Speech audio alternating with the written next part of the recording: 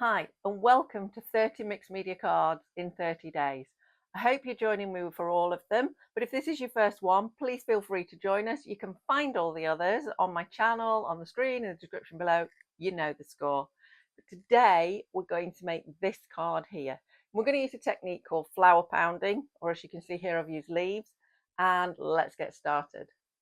You're going to need some card to actually act as your card. So you just need a piece of card that you can fold in half. Now I'm making a standard 7 by 4 inches card. It doesn't matter what size you make. And you'll see that mine's green just because I want that effect, but you could do it on white. But what does matter is the paper that you're going to do your pounding onto. And I'm using some watercolour paper so that it's got a bit more absorbency. And what you'll see there is a piece of wood to hammer onto.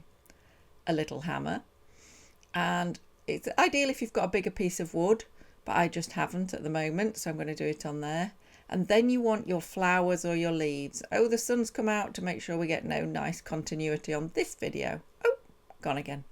We must be in the northwest of England. That's about how long it lasts. So just get your flowers and your leaves and arrange them how you want. You can consider any pattern you like, and you can break your leaves up, break your flowers up, just use odd petals. This is the real creativity. You can do exactly what you like. All I'm showing you is the technique. But you can see I don't mind if some of them overlap. It really doesn't matter. I'm choosing quite a natural arrangement by putting them all with their stems in the same corner. But you don't have to. In the same way as I've used a red leaf and some green leaves, just to give that bit of variety, that bit of extra colour. You could add flowers on as well. But once you've got your arrangement, you want to tape it in place. Now be careful, we've got to lift this tape, so I'm using washi tape because it peels off easily. You could use masking tape like you use for your decorating. Just something that's going to peel off. And you need as much tape as you confidently think you can do this, and they'll all stay in place.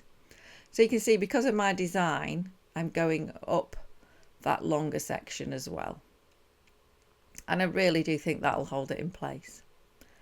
So then you want that design on your piece of wood. Trust me, a hammer can do a lot of damage to your table or your desk. Don't ask me how I know. So make sure you've got a piece of wood under there to hammer onto. And I tend to put a piece of kitchen paper, kitchen roll, between my hammer and my leaves. Just because I don't want any of the colour coming up onto the hammer and then me applying that to another part of the page, that's all. And as you can see, I'm pounding it.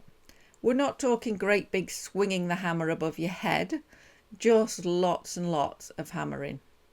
And because I've got a small piece of wood, I'll just keep moving it around.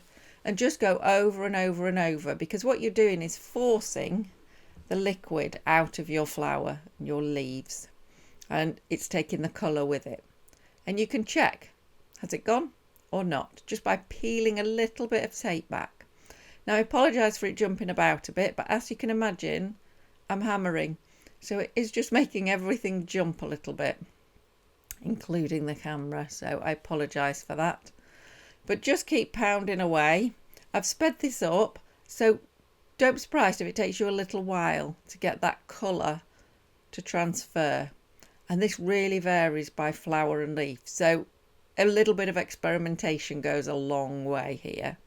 So you see things rolling around on my desk. Let's have a look.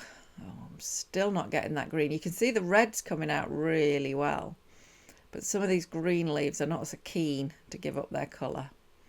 So just do them a little bit more. Let's have a look. If you're enjoying this video, could you give me a thumbs up below so it spreads to more people? As I think a lot of people would enjoy this. And I think the beauty of it is how creative you can be, because it's your own design every time. Now that is coming out beautifully. So I think I'm going to go for it. So I'm going to peel all this tape off. But as you can see, I'm doing it very slowly and very carefully. I don't want to damage the front of my paper. Now, as I said, I've used watercolour paper and I ripped it to the size I wanted, just so I got that nice rustic edge. Again, you could have nice crisp edges. And it could be some sort of blotting paper you use, and any sort of paper that's got a little bit of heft to it that can take the liquid a little bit better. I found copier paper didn't really work very well when I tried this before. Now I'm not happy that that's got quite enough on it, so I'm just going to add another leaf and go again. And that's really important, that this isn't a one-step process. You can repeat as many times as you like to end up with the design you want. And if a leaf turns out to be a little bit disappointing, or a flower, just do another one, do something different, add to it. Just keep going until you're happy. You can see I'm just peeling back the edge of that flower to make sure it has imprinted. Yes, that's better. Now I'm happy with that. What you could do is get a marker pen, a fine line, and go over elements and highlight them. I have done that before, but I'm happy with mine as it is. I'm going very much for that natural look, and I think you'll see when I put it onto the green card, the green in the design is picked up in the green of the card. So I'm happy with that, and I'm just going to stick it down flat. You could use double-sided tape, you could use the little sticky pads to raise it up. I'm using my trusty glue stick and just sticking it down flat. I'm going to get the 3D effect using my greeting and maybe some addition to this picture. So I'm just going to stick that, not putting it in the middle, I'm putting it in the top section so that I can get that greeting underneath. So let's just get that firmly down first. So I'm going with my greeting, Miss You, and I'm sticking it on with these little sticky pads that I'm sure you've seen before, and it just raises it up and gives it a little bit of a stronger effect. But if you haven't got them, you can just stick it down flat. There's nothing wrong with that at all. Equally, you could take an ink pad and go around the edge of this card to add a bit of detail. I don't think I'm going to, I don't think it needs it, but you could do. So let's get that greeting on. I could stop there, but I'm wondering if it's just lacking a little something. So I'm going to look in my supplies and add a little card topper that I've got. So you could stick anything on here. Now you'll see it's got a little pad, but it's an old supply. So I'm going to add some glue because the little sticky pad has lost its back and it's not sticky anymore. It's just been sitting somewhere for far too long. So if you have elements like that, just use glue. You don't need to throw them away. We reuse and crack on. So now I'm happy with that card, and I hope you've enjoyed flower pounding and are going to have a good go at it on your card. So enjoy.